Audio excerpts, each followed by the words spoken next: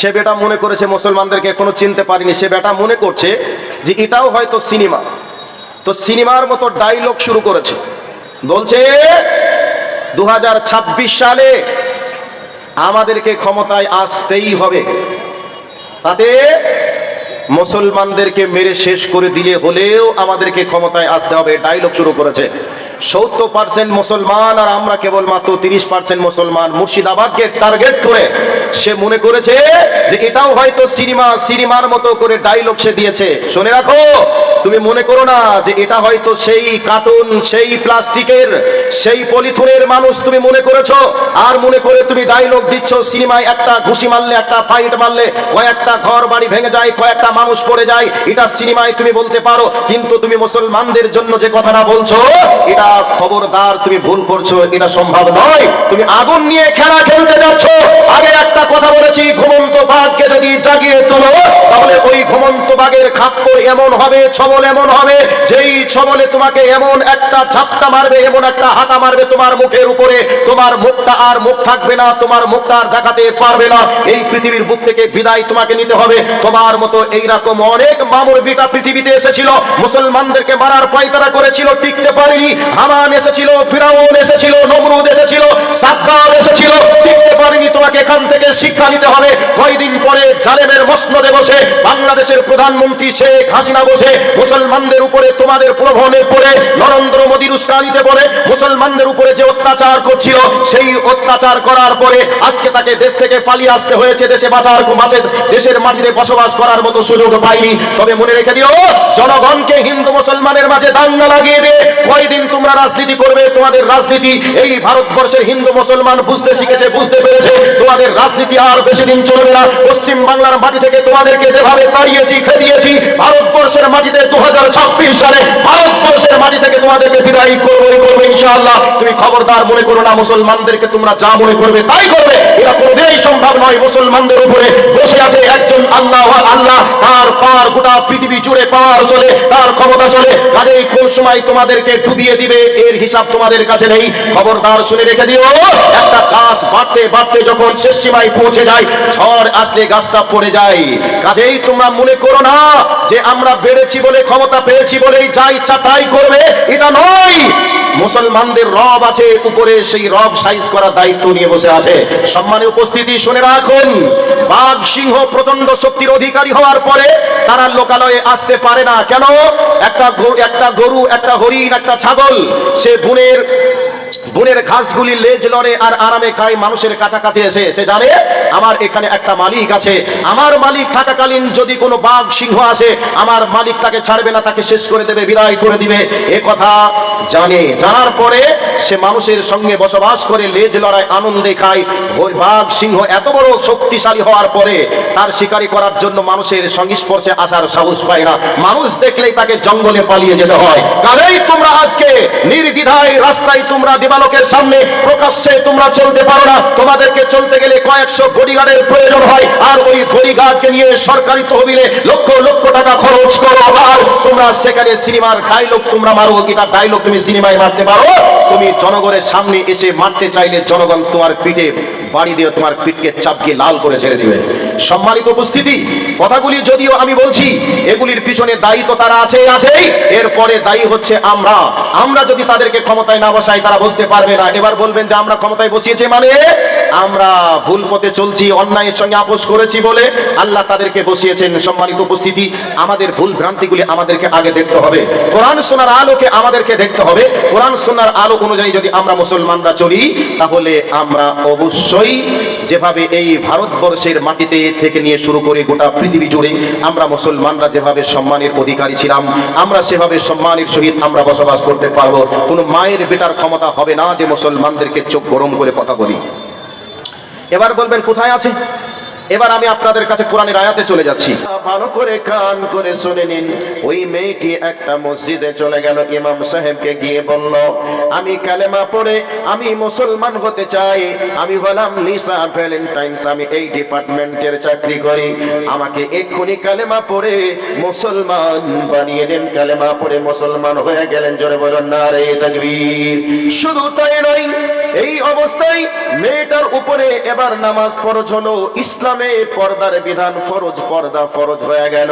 পরের দিন ওই মেয়েটা যখন অফিসে যাচ্ছে ডিউটি করার জন্য, তখন ওই মেয়েটা তার চেহারাকে হিজাব দিয়ে ঢেকে আবৃত করে ওই অফিসে ডিউটি করার জন্য যেতে শুরু করলো। দারোয়ান বলল, তুমি কে? দারোয়ানকে বলল, আমি হলাম লিসা ভ্যালেন্টাইন্স। এবার জিজ্ঞাসা করলো, তুমি তো খ্রিস্টান ধর্মের মেয়ে, এতদিন পর্যন্ত তোমার পরনে কোনোদিন হিজাব দেখিনি, বোরখা দেখিনি, তবে আজকে তোমার পরনে কেন হিজাব, কেন তোমার পরনে বোরখা, তুমি বলো। ওই মেয়েটা তখন বলতে শুরু করলো, এতদিন আমি ভুল ধর্মের অনুসারী ছিলাম, এবার আজকে আমি সঠিক ধর্ম পেয়েছি, যেই ধর্মের মানুষেরা আমাদের কাপড় খুলে উলঙ্গ করে মজা নিতে চায়, আর যেই ধর্ম কাপড় পরিয়ে নারীদেরকে সম্ভ্রম রক্ষা করে নারীদেরকে সম্মানের চেয়ারে বসাতে চাই, তিনি হলেন নবী মুহাম্মদুর রাসূলুল্লাহ সাল্লাল্লাহু আলাইহি ওয়াসাল্লামের নীতি আদর্শ আমাকে মুগ্ধ করেছে, কাজে আমি ইসলাম কবুল করে মুসলমান হয়েছি। আর সেই ধর্মে আমাদের জন্য পর্দার বিধানকে ফরজ করেছে। কাজে এবার দারোয়ান বলল, আমাকে পারমিশন নিতে হবে, অফিসে ঢুকতে দেওয়া যাবে কি যাবে না, পারমিশন নিতে হবে। পারমিশন নেওয়া হলো, অফিস থেকে সিগন্যাল দেওয়া হলো, না না, রেড সিগন্যাল হয়ে গেল, তোমাকে আর অফিসে ঢুকতে দেওয়া যাবে না। ওই মেয়েটি বলেছিল, যদি ইসলামকে নিয়ে আমাকে বাঁচতে হয় ইসলাম নিয়ে বাঁচবো, আর যদি মরতে হয় ঈমান নিয়ে ইসলামকে বুকে লালন করেই মরব, কাজে আমাকে চাকরি ছাড়তে হয় চাকরি ছেড়ে দিব, আর ইসলামের পর্দার বিধান ফরজ পর্দাকে আর ছাড়বো না। দেখুন তো, ইসলামকে জানার পরে ইসলাম কবুল করলো, ওই মেয়েটা চাকরি ছাড়লো, কত রকমের টর্চার, কত রকমের নির্যাতন সহ্য করতে হলো, এরপরেও সেই ব্যক্তি ইসলাম থেকে দূরে সরে যায় নাই।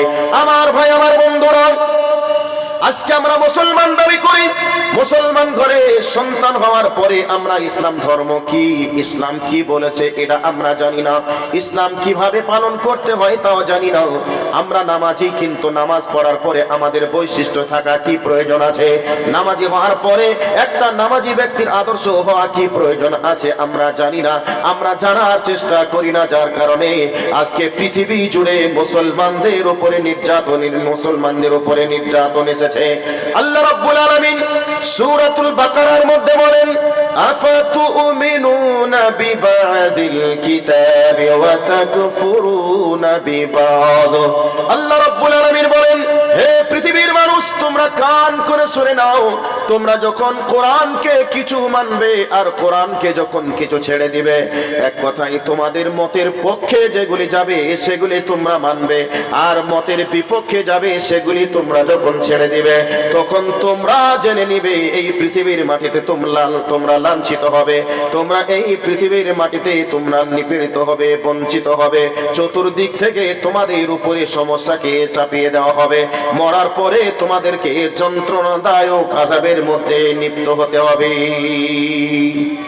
আমার ভাই, আমার বন্ধুরা, আজকে তামাম পৃথিবী জুড়ে মুসলমানরা লাঞ্ছিত, বঞ্চিত, নিপীড়িত, মুসলমানদেরকে মারছে, কাটছে, পিচ পিচ করে কাটছে, মুসলমানদের রক্ত নিয়ে হুলি খেলছে, মুসলমানদের বাড়ি ঘর গুলিকে বুলডোজার দিয়ে ভেঙে দেওয়া হচ্ছে, মুসলমানদের মসজিদ মাদ্রাসা গুলিকে জিসিবি লাগিয়ে দিয়ে, বুলটার লাগিয়ে দিয়ে ভেঙে খান খান করিয়ে দেওয়া হচ্ছে। শুধু এই ভারতেই নয়, তামাম পৃথিবীর দিকে একটু আপনারা নজর দিয়ে দেখুন, এই সমস্যা তামাম পৃথিবীর বুকে চলছে। এগুলা চলছে কেন? আল্লাহ রাব্বুল আলামিন তার প্রেসক্রিপশন দিয়েছেন, হে পৃথিবীর মানুষ, তোমরা যখন কোরআনকে কিছু মানবে আর কোরআনকে যখন কিছু ছাড়বে, তখন তোমরা দেখবে লাঞ্ছিত হবে, অপমানিত হবে, তোমাদেরকে মারবে, তোমাদেরকে কাটবে, তোমাদেরকে পিচ পিচ করবে। আজকে আমরা আমাদের মন যেগুলি চায়, আমাদের মন যেগুলি মানতে বলে সেগুলিকে আমরা মানি, আর মনের বিপক্ষে যেগুলি যায় সেগুলিকে আমরা মানি না। এবার বলবেন কথাটা কেমন হলো? জি, আপনাদেরকে এই আয়াতের যদি একটা একটা করে পয়েন্ট যদি শুরু করে দিই, তাহলে কয়েক ঘন্টার সময়ের প্রয়োজন হবে। আমি সামান্য আপনাদেরকে কয়েকটি স্মরণ করিয়ে দেওয়ার জন্য বলছি, শুনে রাখুন। আমরা মুসলমান, নামাজ পড়তে হয়, নামাজ আমরা পড়ি, তবে নামাজ যেভাবে পড়তে হয় সেভাবে আমরা নামাজ পড়ি না। রাসূল বলেছেন সাল্লু কামা রাআইতুমুনি ইউসাল্লি, তোমরা নামাজ পড়ো ওইভাবে যেভাবে তোমরা আমাকে নামাজ পড়তে দেখেছো। আজকে মুসলমান নামাজ পড়ে, নামাজ পড়ার পরেও ওই নামাজের ভিতরে রাসূলের পদ্ধতি নেই। রাসূলের পদ্ধতি অনুযায়ী যেভাবে নামাজি হওয়ার প্রয়োজন ছিল সেভাবে বর্তমান সময়ের নামাজি আমরা নই।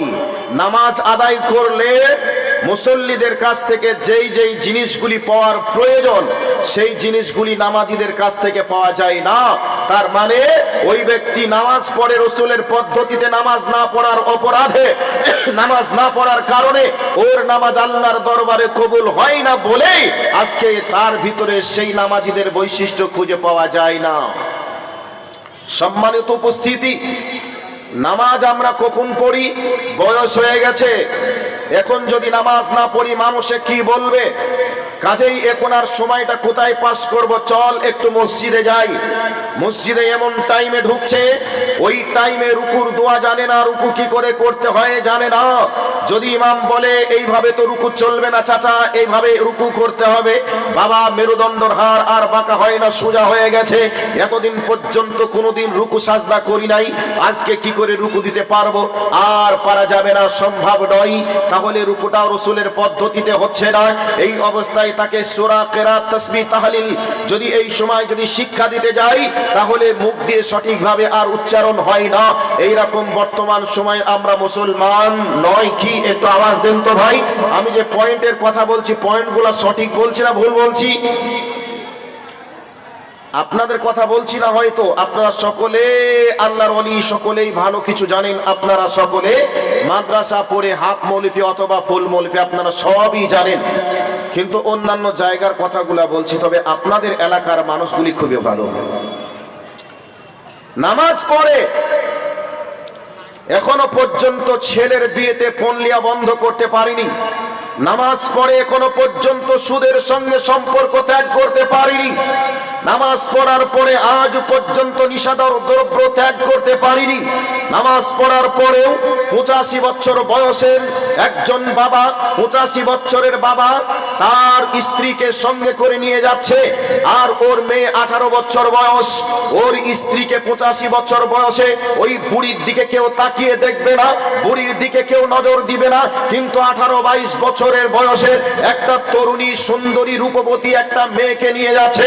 ঢাকার প্রয়োজন ছিল ওই মেয়েটার, কিন্তু ওই মেয়েটাকে না ঢেকে অর্ধলঙ্গ পোশাক করে বাপ নিয়ে চলে যাচ্ছে। আমার একজন হাজী সাহেব হজ করে বাড়ি এসেছে, ওই অবস্থায় নিজের স্ত্রীকে হিজাব পরিয়েছে, বুরকা পরিয়েছে, ওর উপর দিয়ে একটা উড়নাও পরিয়েছে, চোখে একটা চশমা, তার উপরে আবার একটা মেকআপ লাগিয়ে রাস্তায় চলছে। ওর একটা নাতনি আছে 18 বছর বয়সে, ওই নাতনিটা উলঙ্গ হয়ে চলছে। হাজী সাহেবের কোনো খেয়াল নেই। হাজী সাহেবকে যদি বলা হয় চাচা দাদা আপনার নাতনি তো এই বয়সের, এখন তো ওর ওপরে পর্দার বিধান ফরজ হয়েছে, কেনই বা আপনি পড়াননি? এই বয়সে যদি বুরকা পরে, এই বয়সে যদি পর্দা করে কেমন লাগবে? কাজে এখন পর্দা করার সময় হয়নি।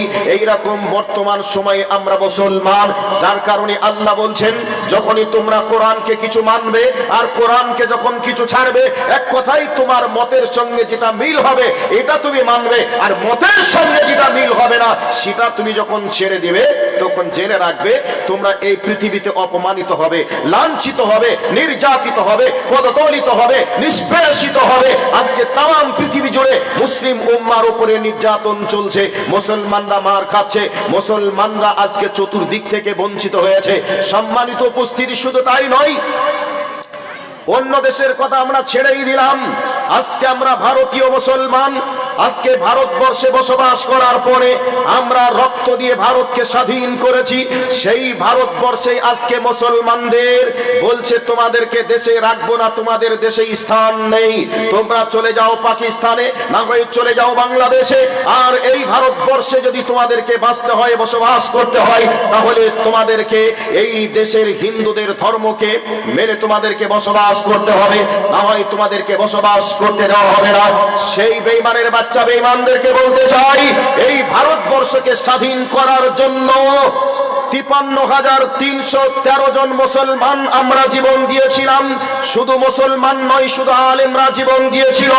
আর সেই ভারতবর্ষকে স্বাধীন করার জন্য 93,353 জন এই ভারতবর্ষকে স্বাধীন করার জন্য রক্ত দিয়েছিল, জীবন দিয়েছিল। অনেক মা তার সন্তানকে হারিয়ে বুকে খালি করেছিল, অনেক স্ত্রী তার স্বামীকে হারিয়ে বিধবার সাজ সজ্জা গ্রহণ করেছিল। এইভাবে এই ভারতকে স্বাধীন করার পরে আজকে তারা ক্ষমতায় বসে বলছে মুসলমানদেরকে আর ভারতবর্ষে রাখা যাবে না, কখনো সিএএ, কখনো এনপিআর। এখন আবার সেগুলি করে আর তারা লাভ করতে পারলো না। এখন বলছে মুসলমানদের অকাপ সম্পত্তি বলে আর কিছু থাকবে না। এই মুসলমানদের অকাপ সম্পত্তিগুলিকে আজকে আমাদের দখলে নিতে হবে, এই বলে তারা এসি ঘরে বসে বসে তারা আবার নীল নকশা তৈরি করছে। সম্মানিত উপস্থিতি, তাদেরকে এই সোশ্যাল মিডিয়ার মাধ্যমে জানাতে চাই, ঘুমন্ত বাঘকে তোমরা বেশি ঘুমন্ত বাঘকে জাগিয়ে তোলার চেষ্টা করো না।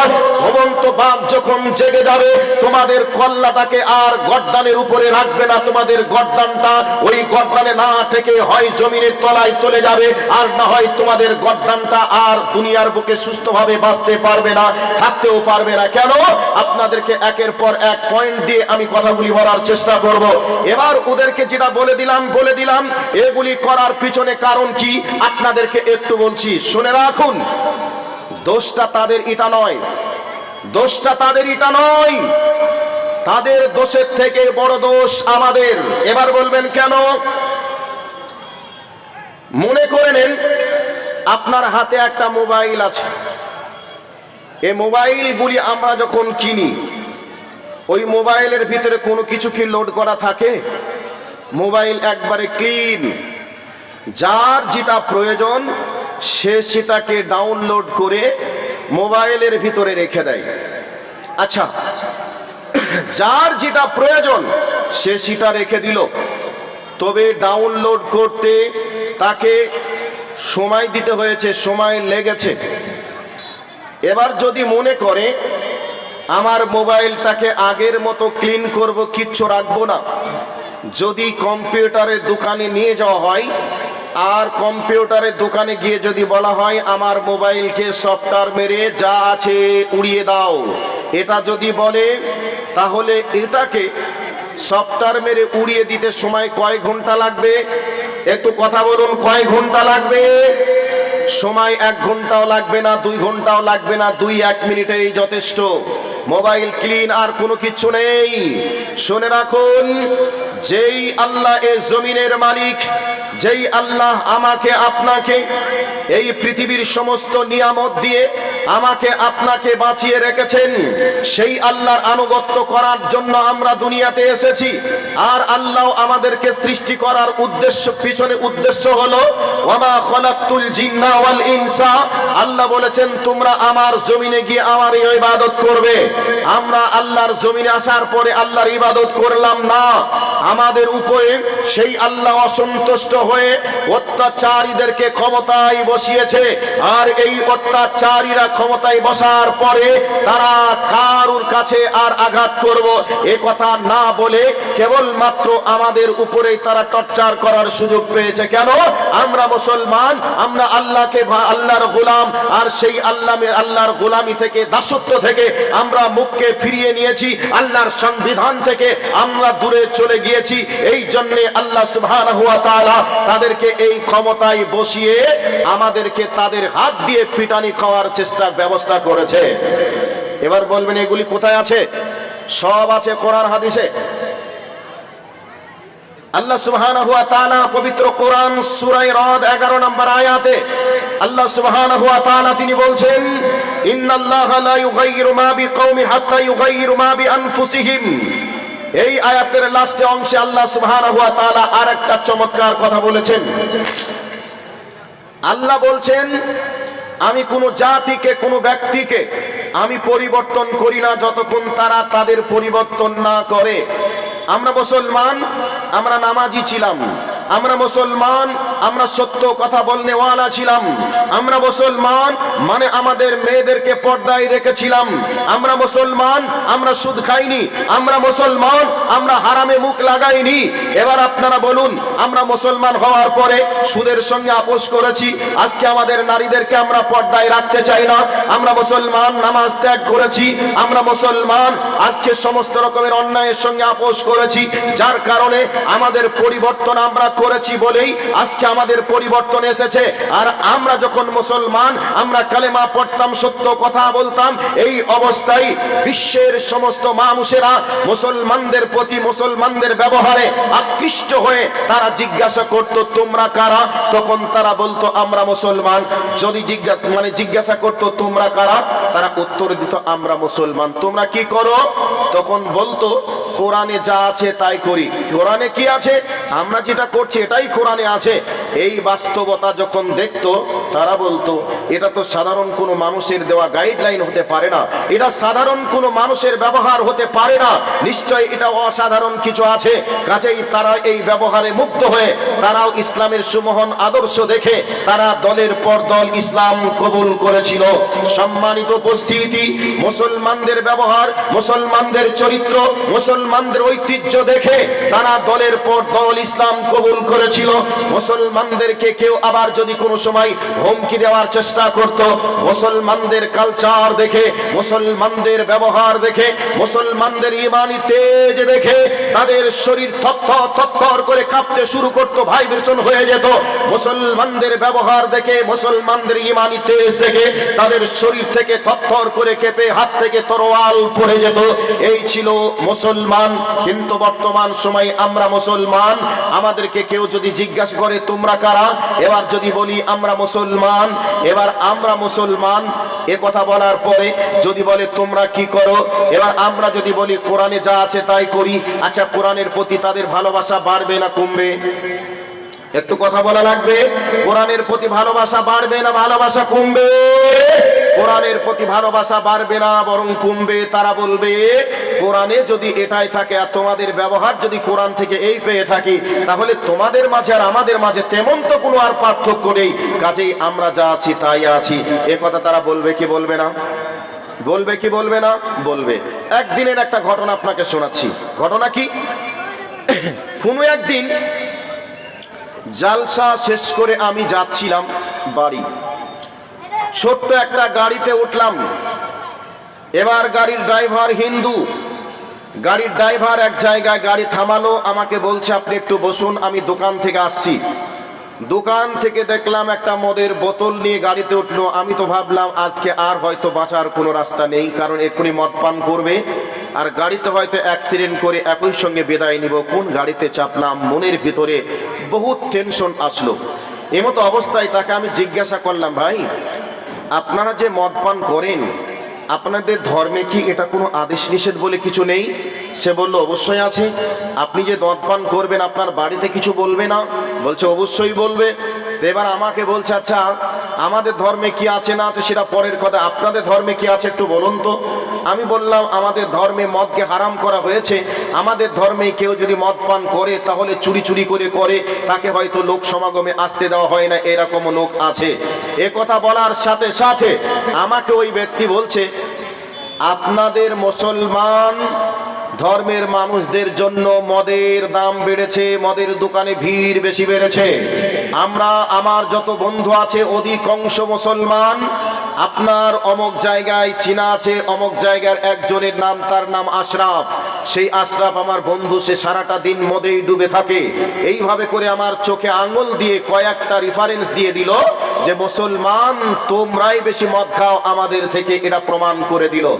আজকে এবার দেখুন, গোটা বিশ্বের দিকে তাকিয়ে না দেখে আপনি আপনার গ্রামের দিকে তাকিয়ে দেখুন। আপনাকে যদি বলা হয় কোরআন এবং সুন্নাহর আলোকে আপনি মুসলমান হিসাবে 10টা লোককে আপনি বার করুন, আপনি কোরআন সুন্নাহর আলোকে 10টা লোক 100 ঘরের মধ্যে আপনি বাছাই করে বার করতে পারবেন না। কেন? মুসলমানদের যে শিষ্টাচার, মুসলমানদের যে কালচার, মুসলমানদের যেগুলি হওয়ার প্রয়োজন ছিল সেগুলি আজকে মুসলমানদের ভিতরে নেই। যার কারণে আজকে আল্লাহ সুবহানাহু ওয়া তাআলা ওই বেঈমানের বাচ্চা বেঈমানগুলিকে ক্ষমতায় বসিয়েছে আমাদেরকে পিটিয়ে সাইজ করার জন্য। আল্লাহ পাক বলেছেন, আমি যখন কোন জাতির অমঙ্গল কামনা করি, আমি যখন তাদেরকে শাস্তি দেওয়ার ব্যবস্থা করি তাদের অন্যায়ের কারণে, আমি তাদের শাস্তি যদি আমি ব্যবস্থা করে থাকি, সেই শাস্তির হাত থেকে বাঁচানোর ক্ষমতা কারোর নেই। এ কথা আল্লাহ বলেছেন। কোথায় আছে? সূরা রদ 11 নম্বর আয়াতটা খুলে দেখবেন, তাফসীর সহ পড়ে দেখবেন। এখানে আল্লাহ পাক স্পষ্টভাবে আল্লাহ পাক বলে দিয়েছেন, যদি তোমরা অন্যায় করো, সেই অন্যায়ের প্রতি আমি আল্লাহ রাগান্বিত হয়ে, তোমাদের উপরে নারাজ হয়ে আমি যদি তোমাদের জন্য শাস্তিকে অবধারিত করে থাকি, এই শাস্তির হাত থেকে বাঁচানোর ক্ষমতা পৃথিবীর কারোর নেই। এ কথা আল্লাহ বলেছেন। আজকে আমরা মুসলমান আল্লাহকে নারাজ করেছি বলেই আজকে সূত্রদেরকে ক্ষমতায় বসিয়ে আজকে তাদের হাত দিয়ে আমাদেরকে মার খাওয়াচ্ছে। আর আরশ থেকে আল্লাহ পাক, আরশে আজিম থেকে আল্লাহ সুবহানাহু ওয়া তাআলা তিনি ফেল করে দেখছে, দর্শকের ভূমিকা পালন করছে।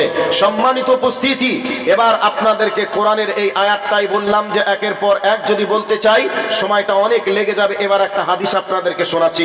এই কোরআনের আয়াত থেকে আমরা বুঝলাম, যখন আমরা ইচ্ছা মতো কোরআন হাদিসকে মানবো, মনে চাইবে মানবো, মনে চাইবে না ছেড়ে দিব, এমনটা যখন চলবে তখন আমরা লাঞ্ছিত হব, অপমানিত হব, নির্যাতিত হব, নিষ্পেষিত হব, মার খাবো। এটা আল্লাহর কোরআন বলছে। আজকে আমরা তার বাস্তবতা আমরা খুঁজে পাচ্ছি, আমরা দিনের আলোর মতো পরিষ্কার আমরা দেখছি। একটা আয়াত আপনাদেরকে দিয়ে বর্তমান সিচুয়েশনকে একটু বোঝানোর চেষ্টা করলাম। এবার একটা হাদিসে চলে যাচ্ছি। আল্লাহর নবী বলছেন, তারাকতু ফীকুম আমরাইন লাম তাজিল্লু মা তামাসসাকতুম বিহিমা কিতাবাল্লাহি ওয়া সুন্নাত রাসূলি। আল্লাহর নবী বলছেন, হে আমার উম্মতের দল, আমি আর তোমাদের মাঝে বেশি দিন থাকবো না, চলে যাব। অতএব আমি তোমাদের কাছে দুইটি জিনিস রেখে যাব। একটা হলো আল্লাহর কোরআন, আর একটা হলো আমি নবীর হাদিস। তোমরা যতদিন আল্লাহর কোরআনকে মানবে, যতদিন তোমরা আমার হাদিসকে ধরে থাকবে, লান তাজিল্লু মা তামাসসাকতুম বিহিমা কিতাবাল্লাহি ওয়া সুন্নাত রাসূলি, যতদিন আল্লাহর কোরআনকে, আমার নবীর হাদিসকে যতদিন তোমরা আঁকড়িয়ে ধরে থাকবে, ততদিন তোমরা পথভ্রষ্ট হবে না, ততদিন তোমরা লাঞ্ছিত হবে না, বঞ্চিত হবে না। সম্মানিত উপস্থিতি, এই হাদিসের আলোকে একটু আমরা দেখে নিই, কোরআন এবং হাদিসকে যতদিন আঁকড়িয়ে ধরে থাকবে ততদিন পথহারা হবে না, লাঞ্ছিত হবে না, এটা রাসূল বলছে। কিন্তু বর্তমান সময়ে আজকে আমরা নিজেদের মাযহাবকে টিকে রাখার জন্য, নিজেদের মতকে জাহির করার জন্য কোরআন হাদিস বাদ দিয়ে আমরা বিভিন্ন দলে দলে বিভক্ত হয়ে গেলাম। বিভিন্ন দলে দলে বিভক্ত হয়ে গেলাম মানে এখান থেকে বোঝা গেল কোরআন এবং হাদিস থেকে দূরে চলে গেছে। যদি কোরআন এবং হাদিসকে এক জায়গায় করে দেওয়া হয় আর কোরআন এবং হাদিসকে যদি মেনে চলা হয়, পৃথিবীতে এত দল থাকবে না, পৃথিবীতে এত মত থাকবে না, আর মুসলমানদের মাঝে এত ডিভাইডেড থাকবে না। আজকে আমরা মুসলমান দাবি করার পরে এক মুসলমান অপর মুসলমানকে আমরা কাফের ফতোয়া দেই, একজন মুসলমান অপর মুসলমানকে জেলে পাঠিয়ে দেওয়ার চেষ্টা করি, এক মুসলমান অপর মুসলমানকে আমরা দেশ থেকে তাড়িয়ে দেওয়ার পিছনে ভূমিকা পালন করি। বন্ধুরে, বিশ্বনবী আমার ১৫০০ বছর পূর্বে বলেছেন, ওরে আমার উম্মতের দল, তোমরা যতদিন আল্লাহর কোরআনকে আর আমি নবীর হাদিসকে ধরে থাকবে ততদিন তোমরা ডিভাইডেড হবে না, ততদিন তোমরা পথহারা হবে না, ততদিন তোমরা অপমানিত হবে না। আজকে আমরা মুসলমান বিভিন্ন দলে, বিভিন্ন গোত্রে, বিভিন্ন মাযহাবে, বিভিন্ন ফরকাতে আমরা বিভক্ত হয়ে গেছি, আর এক অপরের পিছনে আমরা কাফের ফতোয়া দেওয়ার চেষ্টা করছি। শুধু তাই নয়, নয়। এবার আমাদেরকে এই হাদিস থেকে শিক্ষা আবারও নিতে হবে। বিভিন্ন দলে বিভক্ত হয়ে যাওয়ার অপরাধে আজকে জানো গোটা পৃথিবী জুড়ে মুসলমানদের উপরে নির্যাতন নেমে এসেছে। মুসলমানদেরকে মারছে, কাটছে, পিচ করছে, আর মুসলমানরা আজকে ফুটবলের মতো করে ব্যবহার হচ্ছে। এবার বলবেন মাওলানা সাহেব, এই জায়গা থেকে আমাদের বাঁচার উপায় কি? এখান থেকে বাঁচার কি কোনো পথ আছে, কোনো কি রাস্তা আছে? এবার রাস্তা হলো আল্লাহর দেওয়া কোরআন মতো আমাদেরকে জীবন ধারণ করতে হবে। রসুল যা বলেছে রসুলের আদর্শ মেনে চলতে হবে। বন্ধুরে, যখন বিভিন্ন ভাবে আল্লাহ পাকের পক্ষ থেকে আযাব এসেছে, গজব এসেছে, এই অবস্থায় আল্লাহ পাক আমাদেরকে বলেছে তোমরা বেশি বেশি করে তওবা করো আর আল্লাহর ঘর মসজিদে ঢুকে যাও, ঈমানের উপরে তোমরা অবিচল থেকে যাও, তাহলে আল্লাহ রাব্বুল আলামিন আল্লাহ পাকের পক্ষ থেকে দেয়া গজবকে আযাবকে উঠিয়ে নেবেন। এবার আপনাদেরকে একটা কোরআনের আয়াত শুনিয়ে দেই, তারপরে একের পর এক বাস্তবতার দিকে দৃষ্টি আকর্ষণ করার চেষ্টা করব। আল্লাহ রাব্বুল আলামিন বলেন, বিসমিল্লাহির রাহমানির রাহিম, যাহারাল ফাসাদু ফিল বাররি ওয়াল বাহরি বিমা কাসাবাত আইদিন নাস লিয়ুযীকাহুম বা'দাল্লাযী আমিলু লাআল্লাহুম ইয়ারজিউন। ভাইয়া, পরীক্ষা যখন আসে তিনটে জিনিস সাথে আসে। পরীক্ষা যখন আসে তিনটে জিনিস সাথে আসে। একটা হলো ইজ্জত। পরীক্ষায় যদি আপনি ভালো রেজাল্ট করেন তাহলে আপনার সম্মান বাড়বে। পরীক্ষায় পাস করেছেন, রেজাল্ট ভালো, আপনার প্রমোশন হবে। ক্লাস 9-এ ছিলেন, 10-এ যাবেন, বিএ পাস করেছেন, এবার এমএ ক্লাসে ভর্তি হতে পারবেন। আর একটা কি বেইজ্জত, মানে অপমান। ক্লাসে মানে পরীক্ষায় এসেছে, তিনটি জিনিস সাথে আসবে। পরীক্ষায় ভালো রেজাল্ট করলে আপনার সম্মান বাড়বে, পরীক্ষায় রেজাল্ট ভালো না করলে আপনি অপমানিত হবেন, পরীক্ষায় ভালো রেজাল্ট করলে আপনার প্রমোশন হবে, এক ক্লাস আপনি আগিয়ে যাবেন। তো গজব যখন আসবে তখন জানবেন কারোর জন্য এটা সতর্কবাণী, কারোর জন্য এটা হয়তো শাস্তি, কারোর জন্য এটা হয়তো গজব, এটা মাথায় নিতে হবে। তো কার জন্য কি হচ্ছে এটা দেখার দরকার নেই। আমরা মুসলমান, আমাদেরকে ভেবে নিতে হবে আল্লাহ পাক আমাদের উপরে গজব দিচ্ছেন মানে এটা হতে পারে আমাদেরকে সতর্ক করার জন্য, আবার কাউকে শাস্তি দেওয়ার জন্য। এবার আল্লাহ পাক ওই কথাটাই কোরআনুল কারীমের মধ্যে বলছেন, যাহারাল ফাসাদু ফিল বাররি ওয়াল বাহরি বিমা কাসাবাত আইদিন নাস লিয়ুযীকাহুম বা'দাল্লাযী আমিলু লাআল্লাহুম ইয়ারজিউন। আল্লাহ পাক বলছেন, পৃথিবীর মানুষ তোমরা শুনে রাখো, পৃথিবীর জনপথে স্থলপথে যা কিছু হয়ে থাকে, বিমা কাসাবাত আইদিন নাস, তোমাদের দুই হাতের কর্মের বিনিময়ে হয়ে থাকে। লিয়ুযীকাহুম বা'দাল্লাযী আমিলু লাআল্লাহুম ইয়ারজিউন। আমি মাঝে মধ্যে আযাব এই জন্যই দিই যাতে করে এই আযাবের স্বাদ ভক্ষণ করার পরে তোমরা আমার রাস্তায় ফিরে আসবে। আজকে তামাম পৃথিবী জুড়ে মুসলমানদের উপরে মিষ্টি মোলার চলছে, নির্যাতন চলছে। এই নির্যাতন দেখেও যদি আমরা সতর্ক না হই, আমরা যদি এটাকে না ভাবি যে আল্লাহ পাকের পক্ষ থেকে এটা আমাদের জন্য গজব। কেন গজব? এই গজবের পিছনে কারণ হচ্ছে আমরা আমাদের রবকে অসন্তুষ্ট করেছি, নারাজ করেছি। এই নারাজ থেকে আমাদেরকে ফিরে আসতে হবে। যদি আমরা আল্লাহকে নারাজ করে থাকি তাহলে আজকে মায়ানমারের মুসলমানগুলিকে যেভাবে শেষ করে দিল, যেভাবে ফিলিস্তিনের মুসলমানদেরকে মারছে, এইভাবে আমাদেরকেও মারতে পারে। কোন অপরাধ করলে মারবে? আল্লাহকে নারাজ করলে মারবে। এবার আল্লাহকে যদি আমরা সন্তুষ্ট করতে পারি, সেই আগে উদাহরণটা দিয়েছিলাম যে সফটওয়্যার মেরে দিলে মোবাইলের ভিতর থেকে যেমন ডিলিট হয়ে যায়, সবকিছু শেষ হয়ে যায়, ক্লিন হয়ে যায়। আমরা যদি তওবা করে আল্লাহ রাস্তায় ফিরে আসি, যাদের মাথায় এই সমস্যা চাপিয়ে মুসলমানদেরকে মারবো কাটবো বলে যারা হুঙ্কার দিচ্ছে, তাদের মেমোরি থেকে আল্লাহ সমস্ত রকমের কুচিন্তাকে ডিলিট করে দিতে পারেন। আল্লাহর জন্য এটা সময় লাগবে না, আল্লাহর জন্য এটা কোনো ভাবনা চিন্তার করার প্রয়োজন হবে না।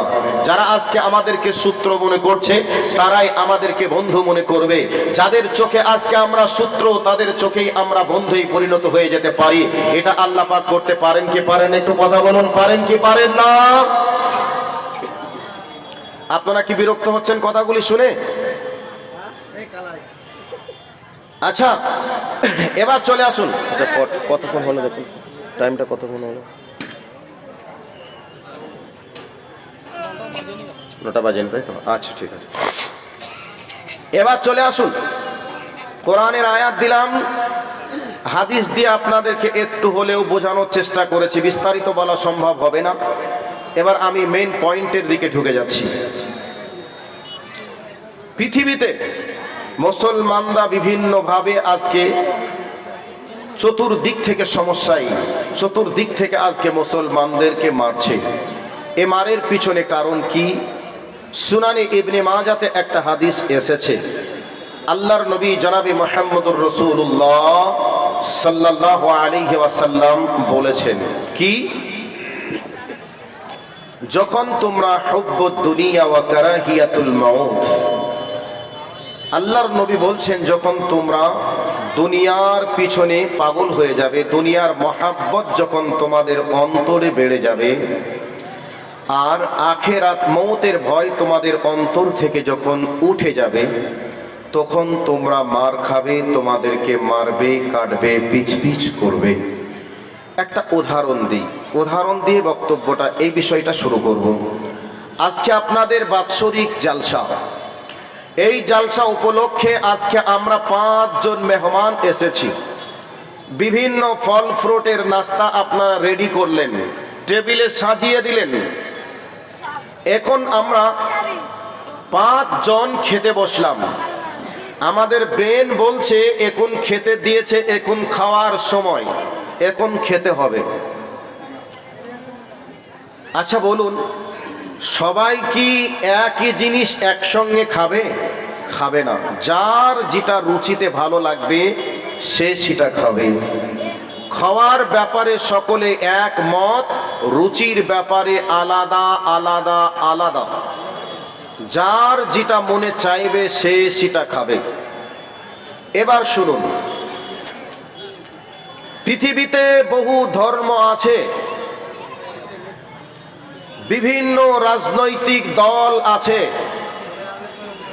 ধর্মর দিক থেকে আলাদা, রাজনৈতিক দিক থেকে আলাদা, কিন্তু মুসলমানদেরকে যখন মারতে হবে এ ব্যাপারে তারা একমত। যখন মুসলমানরা দুনিয়ার প্রেমে পড়ে যাবে, আখিরাতকে ভুলে যাবে, মৃতকে ভুলে যাবে, তখন মুসলমানদেরকে মারার ব্যাপারে তারা একমত হয়ে যাবে। কেমন ভাবে মারবে? যেমন একটা হরিণকে, একটা গরুকে, একটা মহিষকে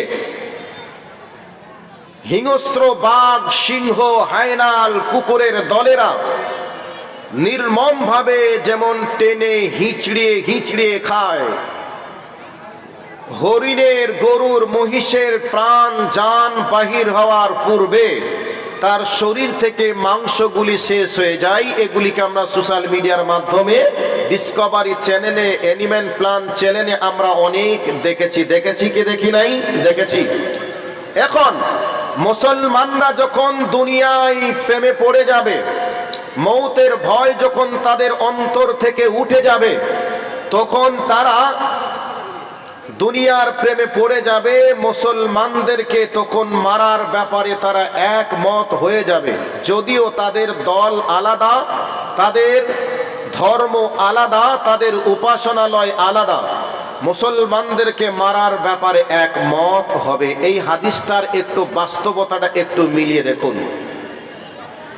আমেরিকা আফগানিস্তানের মুসলমানদেরকে মেরে শেষ করেছে। আমেরিকায় কোন ধর্মের মানুষ বসবাস করে? খ্রিস্টান ধর্মের মানুষ বসবাস করে।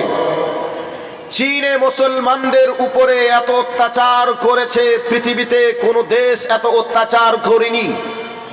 চীনে বসবাস করে বুদ্ধ ধর্মের মানুষেরা, তাহলে বুদ্ধ ধর্মের মানুষেরা মুসলমানদের বিপক্ষে। মায়ানমার, এরাও বুদ্ধ। এই বুদ্ধ মুসলমানদেরকে কিভাবে মেরে কেটে টুকরা টুকরা করে শেষ করে দিল, এগুলিকে আমরা কিছুদিন পূর্বে দেখলাম। আজ বর্তমান সময়ে ইসরায়েল, ইহুদি, এই ইহুদিরা আজকে ফিলিস্তিনের মুসলমানদেরকে বোম্বিং করে হত্যা করে শেষ করে দিচ্ছে। তাহলে ইহুদিরাও মুসলমানদের বিপক্ষে। আমরা বর্তমান সময়ে ভারতবর্ষে আমরা বসবাস করছি। এই ভারতবর্ষে বিভিন্ন দলের মানুষ বসবাস করে, বিভিন্ন ধর্মের মানুষ বসবাস করে। তবে এই ভারতবর্ষের সব ধর্মের মানুষ মুসলমানদের সূত্র এটা নয়। যারা বিশেষ করে আরএসএস, শিবসেনা, বজরং, এরা যারা আছে, এরা মুসলমানদের বিপক্ষে। এরা মুসলমানদেরকে মারার জন্য সদা সর্বদাই তারা চেষ্টা করে, প্রশিক্ষণ তারা দেয়। এগুলিকে আমরা সোশ্যাল মিডিয়ার মাধ্যমে দেখছি। বিশ্বনবী 1400 বছর পূর্বে যেইভাবে হাদিসগুলি বর্ণনা করেছেন, প্রধান আছে জনাব মুস্তাকিম সাহেব 5000 টাকা দিলে। আচ্ছা, মাশাআল্লাহ। পুখুরিয়া থানার যিনি প্রধান, জনাব মুস্তাকিম সাহেব, তিনি প্রধান। তো তিনি আপনাদের এই মাদ্রাসার জন্য 5000 টাকা দান করেছেন। মাশাআল্লাহ, জাযাকাল্লাহ খায়রান জাযা ফিদ দুনিয়া ওয়াল আখিরা। আল্লাহুম্মা সাল্লি আলাইহি, আল্লাহুম্মা বারিক আলাইহি ফি আহলিকা ওয়া মালিকা। আয় আল্লাহ, ওনার নেতৃত্বর পাওয়ারকে তুমি বাড়িয়ে দাও। কাজে ঈমান এবং আমলে জিন্দেগি যাপন করা তৌফিক তুমি দান করো। ন্যায় ইনসাফের সহিত যাতে করে উনি ওনার পঞ্চায়েতকে চালাতে পারে, সে তৌফিক তুমি দান করো, আমিন। ওনার আত্মীয় স্বজন যারা চলে গেছে, সবার কবরের শাস্তিকে তুমি মাফ করো, বলি আমিন। এইবার বিশ্বনবী আমার প্রায় 1400 বছর পূর্বে হাদিসটা যেভাবে বলেছেন, মনে হচ্ছে যেন বিশ্ব নবী আমার 2024 সালে ভারতবর্ষের মাটিতে এসে বা এই জমিনে এসে মুসলমানদের দৃশ্যটা দেখে যেন হাদিসটা বর্ণনা করেছে। দিনের আলোতে যেমন পরিষ্কার দেখা যায়, সব কিছু বাস্তবতা যেমন মিলে যায়, বিশ্ব নবী আমার 1400 বছর পূর্বে যা বলেছেন, আজকে 1400 বছর পূর্বে, 1400 বছর পরে আমরা সব কিছু বাস্তবে দেখতে পাচ্ছি। আমার ভাই, আমার বন্ধু, আজকে তাম পৃথিবীতে ধর্মের দিক থেকে আলাদা হলে কি হবে, রাজনৈতিক দল থেকে আলাদা হলে কি হবে, কিন্তু মুসলমানদেরকে মারতে হবে, এ ব্যাপারে তারা একমত হয়ে আজকে তাম পৃথিবী জুড়ে মুসলমানদের উপরে অত্যাচার চলছে। মুসলমানদেরকে মারছে, মুসলমানদেরকে পিচ পিচ করে কাটছে। আল্লাহর নবী বলেছেন, এমন একটি সময় আসবে গোটা পৃথিবীতে জুলুম অত্যাচারে ভরে যাবে, কোথাও যেন শান্তি থাকবে না। মুসলমানগুলিকে পাখির মতো করে গুলি করে হত্যা করা হবে। বিশ্বের এমন কোন নেতা থাকবে না, এমন কোন দেশ থাকবে না, কেন মুসলমানকে গুলি করে হত্যা করা হলো বলো, এই কথা বলার কেউ থাকবে না। আজকে মিলিয়ে দেখুন তো, মুসলমানদের বাড়িগুলিকে, ঘরগুলিকে বুলডোজার দিয়ে ভেঙে দেওয়া হলো, আফগানিস্তানে মুসলমানগুলিকে শেষ করে দেওয়া হলো, আর আপনার মায়ানমারের মুসলমানগুলিকে শেষ করে দেওয়া হলো।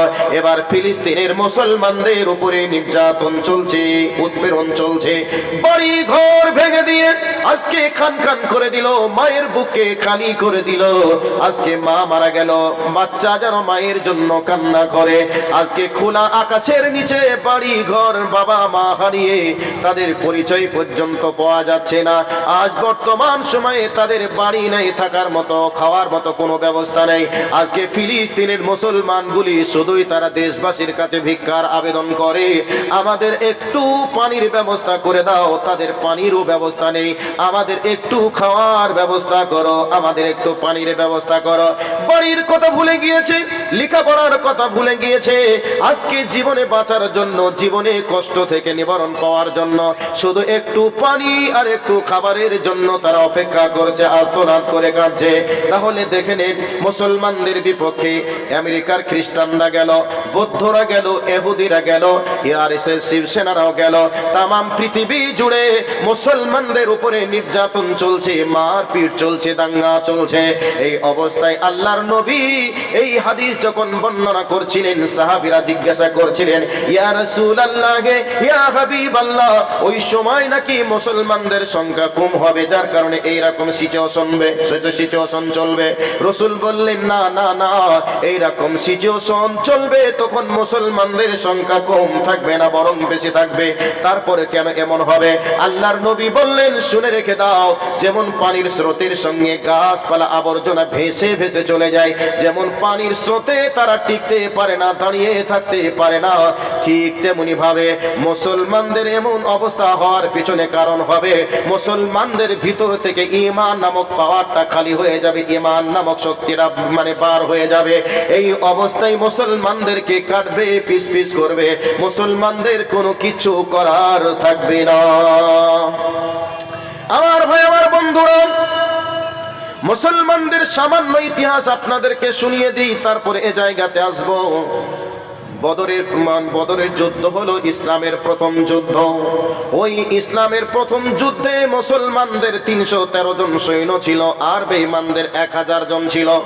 মুসলমানদের সৈন্য 313 জন থাকলে কি হবে? তিনাদের কাছে তেমন অস্ত্র ছিল না, মাত্র 6টা অস্ত্র ছিল, আর উট ছিল না, তাদের প্রশিক্ষণ সেরকম ছিল না।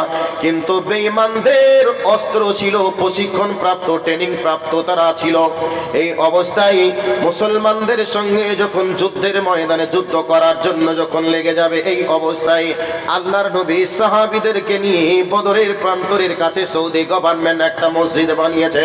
মসজিদটার নাম দিয়েছে মসজিদে আরিশ।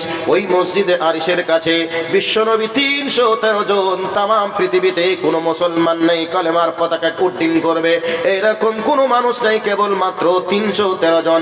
এই অবস্থায় আল্লাহর নবী সাহাবীদেরকে নিয়ে দোয়া করতে শুরু করেছেন, আল্লাহ গো, তামাম পৃথিবীতে আজকে তোমার কালেমার পতাকাকে উড্ডীন করার, দিন ও তাবলীগের কাজ করার মতো কোনো মানুষ নেই, কেবলমাত্র 313 জন। আজকে আমরা এই যুদ্ধের ময়দানে চলে এসেছি, মাবুদ গো, আমরা ময়দানে নেমেছি, বিজয় করার দায়িত্ব তোমার। যদি সব শেষ হয়ে যায়, ইসলামের প্রচার করার কোনো কেউ থাকবে না, মাবুদ, আমরা ময়দানে নেমেছি, তোমাদের বিজয় করার দায়িত্ব হলো তোমার। আল্লাহর নবী যখন এই দোয়া করছেন, আবু বকর হাতটাকে ধরে বলছেন, কাফা ইয়া রাসূলুল্লাহ, দয়ার নবী গো, যথেষ্ট হয়ে গেছে, আর কোনো দোয়া করার প্রয়োজন নেই। আমরা যদি বাঁচি তাহলে বিজয় হয়ে বাঁচব, আর যদি আমরা মরে যাই তাহলে আল্লাহর জান্নাতে মেহমান হব।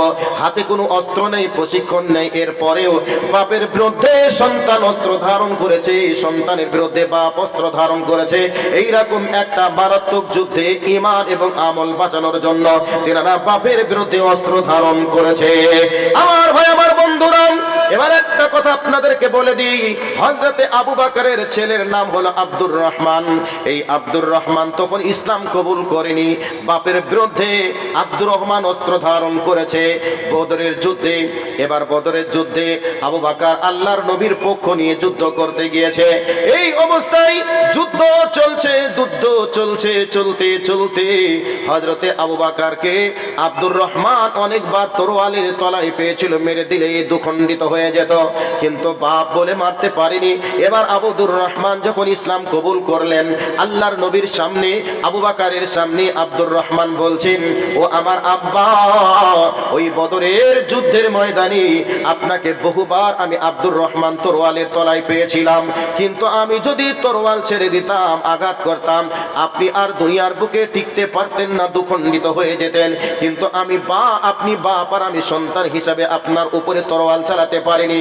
ওই অবস্থায় হযরতে আবু বকর বলেছিলেন, আব্দুর রহমান, তুমি শোনো, আমি যদি তোমাকে তরোয়ালের তলায় পেয়ে যেতাম, আমার তরোয়াল দিয়ে তোমাকে দুখণ্ডিত করে জাহান্নামের নর্দমার কীট বানিয়ে দিতাম।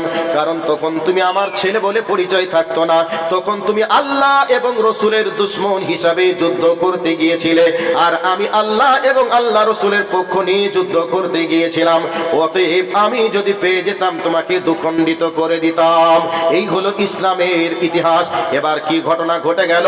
313 জন ওই দুর্বার গতিতে ইমানের পাওয়ারে বলে বলিয়ান হয়ে যুদ্ধের ময়দানে যুদ্ধ করতে করতে করতে করতে 70 জন বেঈমানদেরকে জাহান্নামের নর্দমার কীট বানিয়ে দিয়ে 70 জনকে গ্রেফতার করে বিজয় পতাকা তুলেছিলেন ইমানের পাওয়ারের বিনিময়ে।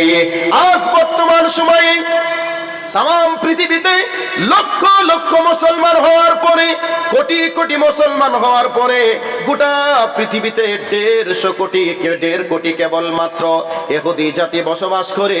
ওই ইহুদিরা আজকে তাম পৃথিবীর মুসলমানদেরকে মারার জন্য নীল নকশা তৈরি করে।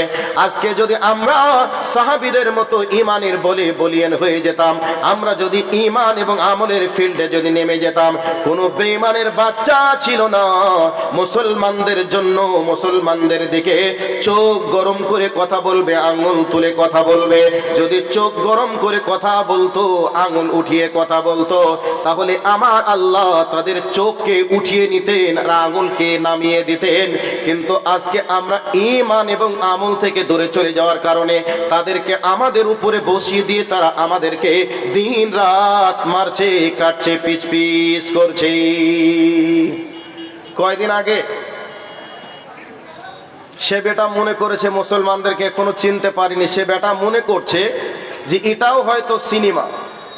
তো সিনেমার মতো ডায়লগ শুরু করেছে, বলছে 2026 সালে আমাদেরকে ক্ষমতায় আসতেই হবে, তাতে মুসলমানদেরকে মেরে শেষ করে দিলে হলেও আমাদেরকে ক্ষমতায় আসতে হবে। ডায়লগ শুরু করেছে। 70% মুসলমান আর আমরা কেবলমাত্র 30% মুসলমান মুর্শিদাবাদকে টার্গেট করে সে মনে করেছে যে এটাও হয়তো সিনেমা, সিনেমার মতো করে ডায়লগ সে দিয়েছে। শুনে রাখো, তুমি মনে করো না যে এটা হয়তো সেই কার্টুন, সেই প্লাস্টিকের, সেই পলিথিনের মানুষ তুমি মনে করেছো, আর মনে করে তুমি ডায়লগ দিচ্ছ। সিনেমায় একটা ঘুষি মারলে, একটা ফাইট মারলে কয়েকটা ঘর বাড়ি ভেঙে যায়, কয়েকটা মানুষ পড়ে যায়, এটা সিনেমায় তুমি বলতে পারো। কিন্তু তুমি মুসলমানদের জন্য যে কথাটা বলছো, এটা খবরদার তুমি ভুল করছো, এটা সম্ভব নয়। তুমি আগুন নিয়ে খেলা খেলতে যাচ্ছ।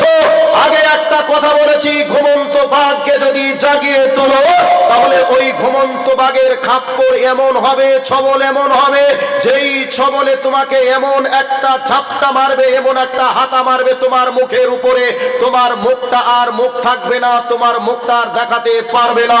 এই পৃথিবীর বুক থেকে বিদায় তোমাকে নিতে হবে। তোমার মতো এইরকম অনেক মামুর বিটা পৃথিবীতে এসেছিল, মুসলমানদেরকে মারার পায়তারা করেছিল, টিকতে পারেনি। হামান এসেছিল, ফিরাউন এসেছিল, নমরুদ এসেছিল, সাদ্দাত এসেছিল, টিকতে পারেনি। তোমাকে এখান থেকে শিক্ষা নিতে হবে। কয়দিন পরে জালেমের মসনদে বসে বাংলাদেশের প্রধানমন্ত্রী শেখ হাসিনা বসে মুসলমানদের উপরে তোমাদের প্রলোভনে পড়ে, নরেন্দ্র মোদীর উস্কানিতে পড়ে মুসলমানদের উপরে যে অত্যাচার করছিল, সেই অত্যাচার করার পরে আজকে তাকে দেশ থেকে পালিয়ে আসতে হয়েছে। দেশে বাঁচার দেশের মাটিতে বসবাস করার মতো সুযোগ পাইনি। তবে মনে রেখে দিও, জনগণকে হিন্দু মুসলমানের মাঝে দাঙ্গা লাগিয়ে দিয়ে কয়দিন তোমরা রাজনীতি করবে? তোমাদের রাজনীতি এই ভারতবর্ষের হিন্দু মুসলমান বুঝতে শিখেছে, বুঝতে পেরেছে তোমাদের রাজনীতি আর বেশি দিন চলবে না। পশ্চিম বাংলার মাটি থেকে তোমাদেরকে যেভাবে তাড়িয়েছি, খেদিয়েছি, ভারতবর্ষের মাটিতে 2026 সালে ভারতবর্ষের মাটি থেকে তোমাদেরকে বিদায় করবে ইনশাআল্লাহ। তুমি খবরদার মনে করো না মুসলমানদেরকে তোমরা যা মনে করবে তাই করবে, এটা কোনোদিনই সম্ভব নয়। মুসলমানদের উপরে বসে আছে একজন আল্লাহ, আল্লাহ তার পার গোটা পৃথিবী জুড়ে পাওয়ার চলে, তার ক্ষমতা চলে। কাজেই কোন সময় তোমাদেরকে ডুবিয়ে দিবে এর হিসাব তোমাদের কাছে নেই। খবরদার শুনে রেখে দিও, একটা গাছ বাড়তে বাড়তে যখন শেষ সীমায় পৌঁছে যায়, ঝড় আসলে গাছটা পড়ে যায়। কাজেই তোমরা মনে করো না যে আমরা বেড়েছি বলে, ক্ষমতা পেয়েছি বলেই যা ইচ্ছা তাই করবে, এটা নয়। মুসলমানদের রব আছে, উপরে সেই রব সাইজ করার দায়িত্ব নিয়ে বসে আছে। সম্মানীয় উপস্থিতি, শুনে রাখুন, বাঘ সিংহ প্রচন্ড শক্তির অধিকারী হওয়ার পরে তারা লোকালয়ে আসতে পারে না। কেন?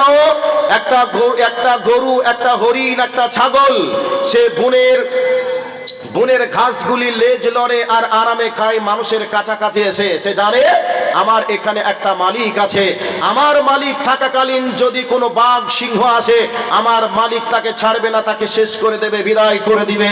এ কথা জানে। জানার পরে সে মানুষের সঙ্গে বসবাস করে লেজ লড়ায় আনন্দে খায়। বাঘ সিংহ এত বড় শক্তিশালী হওয়ার পরে তার শিকারি করার জন্য মানুষের সংস্পর্শে আসার সাহস পায় না। মানুষ দেখলেই তাকে জঙ্গলে পালিয়ে যেতে হয়। কাজেই তোমরা আজকে নির্দ্বিধায় রাস্তায় তোমরা দিবালোকের সামনে প্রকাশ্যে তোমরা চলতে পারো না। তোমাদেরকে চলতে গেলে কয়েকশো বডিগার্ডের প্রয়োজন হয়, আর ওই বডিগার্ডকে নিয়ে সরকারি তহবিলে লক্ষ লক্ষ টাকা খরচ করো, আর তোমরা সেখানে সিনেমার ডায়লগ তোমরা মারো। এটা ডায়লগ তুমি সিনেমায় মারতে পারো, তুমি জনগণের সামনে এসে মারতে চাইলে জনগণ তোমার পিঠে বাড়ি দিয়ে তোমার পিঠকে চাপকে লাল করে ছেড়ে দিবে। সম্মানিত উপস্থিতি, কথাগুলি যদিও আমি বলছি, এগুলির পিছনে দায়ী তো তারা আছেই, এরপরে দায়ী হচ্ছে আমরা যদি তাদেরকে ক্ষমতায় না বসাই তারা বসতে পারবে না। এবার বলবেন যে আমরা ক্ষমতায় বসিয়েছে মানে আমরা ভুল পথে চলছি, অন্যায়ের সঙ্গে আপোষ করেছি বলে আল্লাহ তাদেরকে বসিয়েছেন। সম্মানিত উপস্থিতি, আমাদের ভুল ভ্রান্তিগুলি আমাদেরকে আগে দেখতে হবে, কোরআন সুন্নাহর আলোকে আমাদেরকে দেখতে হবে। কোরআন সুন্নাহর আলো অনুযায়ী যদি আমরা মুসলমানরা চলি তাহলে আমরা অবশ্যই যেভাবে এই ভারতবর্ষের মাটিতে থেকে নিয়ে শুরু করে গোটা পৃথিবী জুড়ে আমরা মুসলমানরা যেভাবে সম্মানের অধিকারী ছিলাম, আমরা সেভাবে সম্মানের সহিত আমরা বসবাস করতে পারবো। কোনো মায়ের বেটার ক্ষমতা হবে না যে মুসলমানদেরকে চোখ গরম করে কথা বলি। এবার বলবেন কোথায় আছে? এবার আমি আপনাদের কাছে কোরআনের আয়াতে চলে যাচ্ছি, কান করে কথাগুলিকে শোনার চেষ্টা করুন। আল্লাহ সুবহানাহু ওয়া তাআলা কি বলেছেন? আল্লাহ রাব্বুল আলামিন বলেন, বিসমিল্লাহির রহমানির রহিম।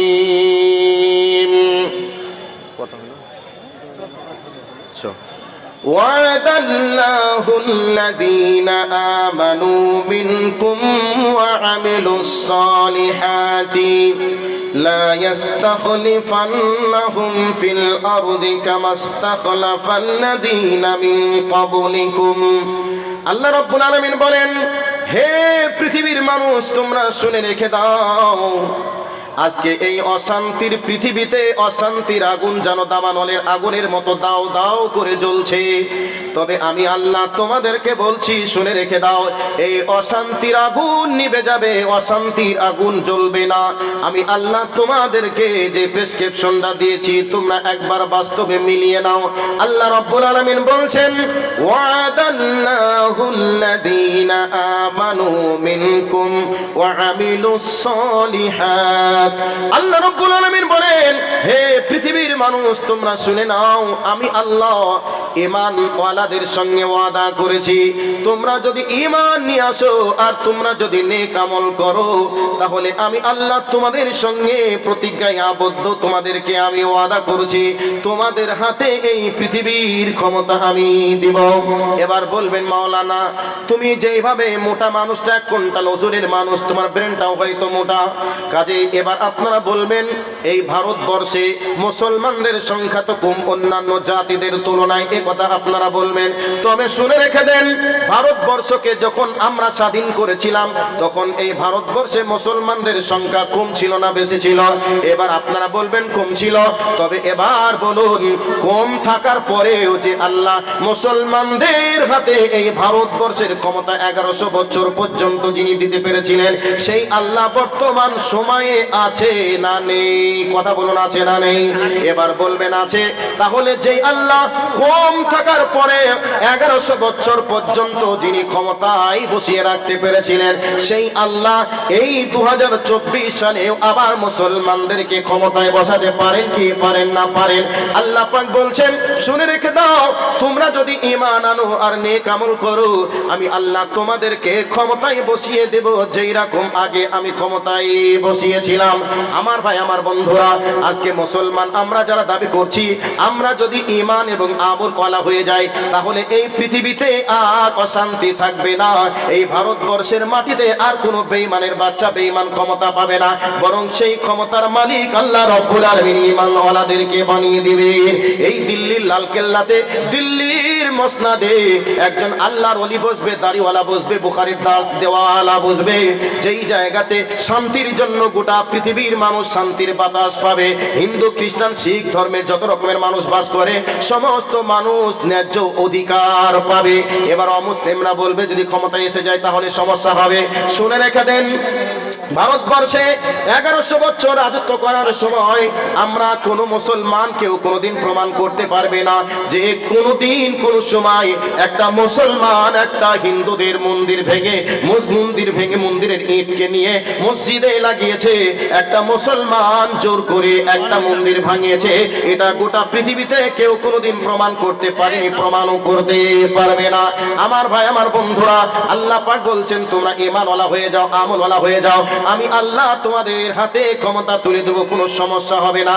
এবার আপনাদেরকে কোরআনের একটা আয়াত আর একটা শুনিয়ে দিই, অশান্তির আগুনটা নিভিয়ে দেওয়ার জন্য আল্লাহ রাব্বুল আলামিন কত চমৎকার কথা বলেছেন। আল্লাহ পাক বলছেন বিসমিল্লাহির রহমানির রহিম ফালিয়াবুদু রাব্ব হাযাল বাইত আল্লাযী আত'আমাহুম মিন জু ওয়া আমানাহুম মিন খাউফ। সকলে আমার সঙ্গে পড়ুন, ফালিয়াবুদু রাব্ব হাযাল বাইত আল্লাযী আত'আমাহুম মিন জুইন ওয়া আমানাহুম মিন খাউফ। আল্লাহ রাব্বুল আলামিন বলেন, হে পৃথিবীর মানুষ তোমরা শোনো, আজকে ভারতবর্ষের মুসলমানরা সুরক্ষিত নয়, মুসলমানদেরকে মারছে, কাটছে, পিচ করছে। তবে আমি আল্লাহ তোমাদের জন্য বলে দেই, তোমাদেরকে আর কেউ মারার চেষ্টা করতে পারবে না, চিন্তা ভাবনাও থাকবে না। আমি আল্লাহ তোমাদের জন্য বলে দিই ফালিয়াবুদু রাব্ব হাযাল বাইত। এই আয়াতটা যদি আল্লাহ পাক কাবাকে কেন্দ্র করে অবতীর্ণ করেছে, এবার বলবেন কাবা শরীফের মালিকও যেমন আল্লাহ, এই মসজিদটার মালিকও আল্লাহ। তামাম পৃথিবীতে যত মসজিদ আছে সমস্ত মসজিদের মালিকও আল্লাহ। সেই আল্লাহ পাক বলছেন ফালিয়াবুদু রাব্ব হাযাল বাইত। তোমরা এই মসজিদে প্রবেশ করো, মসজিদে ঢুকে যাও, আর মসজিদের মালিক যিনি তিনারই তোমরা ইবাদত করো। যদি এবার ইবাদত আমরা করি, আল্লাহ পাক বলছেন আল্লাযী আত'আমাহুম মিন জু ওয়া আমানাহুম মিন খাউফ। আমার ভাই আমার বন্ধুরা, মাঝে মধ্যে আমরা শুনতে পাই মুসলমানদের নাগরিককে বাতিল করা হবে, রেশনকে বাতিল করা হবে। আল্লাহ পাক বলছেন শুনে রেখে দাও, তোমাদের নাগরিকত্বকে বাতিল করবে, তোমাদেরকে কে রেশন বাতিল করবে তোমরা শুনে নাও। আমি আল্লাহ তোমাদেরকে বলছি ফালিয়াবুদু রাব্ব হাযাল বাইত। তোমরা যদি আমার ঘর মসজিদে ঢুকে যাও আর আমার ইবাদত যদি তোমরা করো, আল্লাযী আত'আমাহুম মিন জু। আল্লাহ পাক বলছেন শুনে রেখে দাও, তোমাদের যখন ক্ষুধা লাগবে, অভাব আসবে, আমি আল্লাহ ওই সময় তোমাদেরকে খেতে দেব। অভাব আসলে তোমাদের অভাবকে পূরণ করব। ওয়া আমানাহুম মিন খাউফ। তোমাদেরকে যখন মারবে, কাটবে, পিস করবে বলে হুঙ্কার দেবে, ওই অবস্থায় আমি আল্লাহ নিরাপত্তা দান করব। এবার বলুন তো, যদি আল্লাহ নিরাপত্তা দেয় কেউ কি কিছু করে নিতে পারবে? ভাইয়া, এতগুলো মানুষ আপনারা আমার উপরে রাগান্বিত হয়ে এখন আপনারা হুঙ্কার দিতে লাগলেন। কোথায় নদিয়ার মাটি থেকে এসে প্রায় 400 কিলোমিটার দূর থেকে এসে গলাবাজি করছো, তোমার মেরে চাপকি লাল করে দিব, পিঠের চামড়া রাখবো না, খান করে দেবো, এই বলে হুমকি দিচ্ছেন। এমতো অবস্থায় আসমান থেকে আল্লাহ যদি বলে দেয় একবার মেরে দেখ, কি করতে পারি? একবার মেরে দেখ, একবার গায়ে হাত দে, তারপরে তোদের কি করি আমি দেখে নিই। এ কথা যদি আল্লাহ বলে দেয়, কারোর বাবার ক্ষমতা হবে আমার দিকে চোখ গরম করে তাকাতে? কারোর বাবার কি ক্ষমতা হবে আমার গায়ের একটা চুলকে হিলাতে? পশ্চিমকালেও সম্ভব নয়। তো আল্লাহ পাক বলছেন, তোমরা যদি আমার ইবাদত করো আর আমার ঘর মসজিদে ঢুকে যদি যাও, আমি আল্লাহ তোমাদেরকে অভাবের সময় আমি তোমাদেরকে অভাব পূরণ করব। তোমাদের ক্ষুধা লাগলে আমি আল্লাহ খেতে দিব। শুধু তাই নয়, তোমাদেরকে ভীতু সন্ত্রস্ত করলে আমি আল্লাহ তোমাদের এই অবস্থায় নিরাপত্তা দান করব। তো আল্লাহ এমন নিরাপত্তা দান করবেন, পৃথিবীর কারোর কোনো ক্ষমতা হবে না চোখ গরম করে তাকাতে, আঙুল তুলে কথা বলতে। শুধু আজকে বর্তমান সময়ে আমরা মুসলমান হওয়ার পরেও আল্লাহর সঙ্গে সম্পর্ক কেটেছি, আল্লাহর সঙ্গে সম্পর্ক ছেড়েছি, যার কারণে আজকে মুসলমানরা মার খাচ্ছে, মুসলমানদের উপরে অত্যাচার চলছে। আর আমরা এক দিক থেকে আমরা বলি আমাদেরকে অন্যান্য জাতিরা মারছে, আরে তারা তো অন্যায় করছেই করছে, তাদেরকে আল্লাহ পিটানোর জন্য নিযুক্ত করেছে আমাদের অপরাধের কারণে। কাজেই আমরা যদি অপরাধের রাস্তাগুলিকে বন্ধ করে দিই, আজই আমরা শান্তির বাতাস আমরা পাবো ইনশাআল্লাহ। আল্লাহর নবী হযরতে মুআজ বিন জাবালকে আল্লাহর নবী বলছেন, হে মুআজ বিন জাবাল, খবরদার লা তাতরুকান্না সালাতাল মাকতুবাতা। আল্লাহর নবী বলছেন, হে মুআজ, খবরদার ফরজ নামাজ ত্যাগ করিও না। ফরজ নামাজ তুমি যদি ত্যাগ করো, আল্লাহর সঙ্গে তোমার সম্পর্ক কেটে যাবে, নষ্ট হয়ে যাবে। আজকে আমরা মুসলমান তৌহিদকে ছেড়েছি, আল্লাহর তৌহিদকে ভুলে গিয়েছি। আজকে আমরা বিভিন্ন দলে বিভক্ত হয়েছি, সাথে সাথে আজকে আমরা নামাজ ত্যাগ করেছি। আমরা নামকে অস্তে মুসলমান, আমরা কোরআন হাদিসের সংজ্ঞা অনুযায়ী আমরা মুসলমান নই। আমরা মুখের দাবিতে মুসলমান, কর্মের ভিত্তিতে আজকে আমরা ইহুদি খ্রিস্টানদের থেকেও আমরা বড় শয়তানে পরিণত হয়েছি। সম্মানিত উপস্থিতি, আমরা কোরআন এবং সুন্নাহর আলোকে আমরা ফিরে আসি।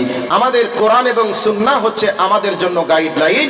আমরা যদি কোরআন সুন্নাহকে আমরা যদি গাইডলাইন হিসাবে আমরা যদি মেনে নিতে পারি, ইনশাআল্লাহ এই পৃথিবীতে কোনো এই পৃথিবীতে কোনো জুলুম থাকবে না, কোনো অত্যাচার থাকবে না, কোনো স্বৈরাচার থাকবে না। এই পৃথিবীতে শান্তির বাতাস আমরা আবার পাবো। শুধু আমাদেরকে আল্লাহ ওয়ালা হয়ে যেতে হবে। এক শ্রেণীর মানুষের প্রশ্ন থাকতে পারে যে, মৌলভী সাহেব, আজকে আমাদের জন্যই বলছেন অশান্তির আগুন জ্বলছে, তাহলে যারা অশান্তি লাগাচ্ছে তাদের জন্য তো কিছু বলছেন না। আরে ভাই, শুনে রেখে দেন, আল্লাহর নবী বলছেন এই দুনিয়াটা